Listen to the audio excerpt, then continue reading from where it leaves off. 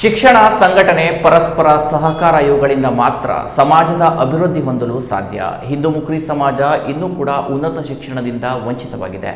ಸಮಾಜದ ಯುವಕರು, ಯುವತಿಯರು ಉನ್ನತ ಶಿಕ್ಷಣ ಪಡೆಯುವ ಮೂಲಕ ಸಮಾಜದ ಅಭಿವೃದ್ಧಿಗೆ ತಮ್ಮದೇ ಆದ ಕೊಡುಗೆಯನ್ನು ನೀಡುವಂತಾಗಲಿ ಎಂದು ಜೆಡಿಎಸ್ ಜಿಲ್ಲಾಧ್ಯಕ್ಷ ಸೂರತ್ ನಾಯ್ಕ್ ಸೋನಿ ಹೇಳಿದರು.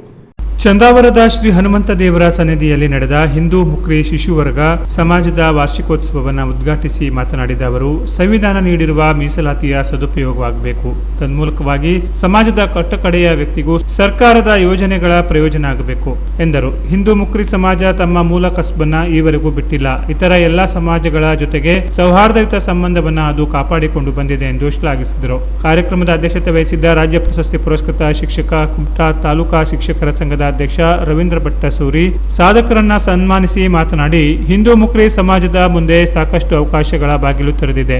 ಅವಕಾಶಗಳ ಸದುಪಯೋಗವನ್ನ ಮಾಡಿಕೊಂಡು ಸಮಾಜ ಮುಖ್ಯವಾಹಿನಿಗೆ ಸೇರಲಿ.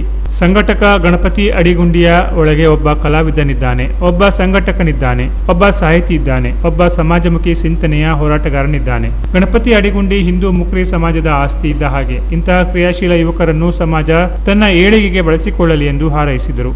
ಪದೋನ್ನತ ಮುಖ್ಯೋಧ್ಯಾಪಕರು ಹಿರಿಯರು ಆದ ಶ್ರೀ PM ಮುಕ್ರಿ ಸಮಾಜದ ತಾಲೂಕು ಅಧ್ಯಕ್ಷರಾದ ಮಂಜುನಾಥ ಮುಕ್ರಿ ಮುಖ್ಯ ಅತಿಥಿಗಳಾಗಿ ವೇದಿಕೆಯಲ್ಲಿ ಉಪಸ್ಥಿತರಿದ್ದರು. ಸಮಾಜದ ಹಿರಿಯರಾದ ಶ್ರೀ ತಿಮ್ಮಪ್ಪ ಮುಕ್ರಿ ಕನ್ನಡ ವಿಶ್ವವಿದ್ಯಾಲಯ ಹಂಪಿಯ ಪರಿಶೋಧಕ ಡಾಕ್ಟರ್ CP ಶಿವಚಂದ್ರ, ನೀನಾಸಂ ಕಲಾವಿದ ವಿನಾಯಕ SM, ಯುವ ಜನಪದ ಕಲಾವಿದ ವಾಲ್ಗಳ್ಳಿಯ VP ನಿತಿನ್ ರವರನ್ನ ಗೌರವಿಸಲಾಯಿತು. ಹಿರಿಯ ಜನಪದ ಹಾಡುಗಾರರಾದ Nagi Mukri Badnakere, Sukri N Mukri, Kange K Mukri, Durgi N Mukri, Kanne N Mukri ಇವರನ್ನು ಸನ್ಮಾನಿಸಲಾಯಿತು. ಕಾರ್ಯಕ್ರಮದ ಸಂಘಟಕ ಹಿಂದೂ ಮುಕ್ರಿ ಶಿಶುವರ್ಗ ಸಂಘಟನೆಯ ಸಂಸ್ಥಾಪಕ ಗಣಪತಿ ಅಡಿಗುಂಡಿ ಪ್ರಾಸ್ತಾವಿಕ ನುಡಿಗಳೊಂದಿಗೆ ಸ್ವಾಗತಿಸಿದರು.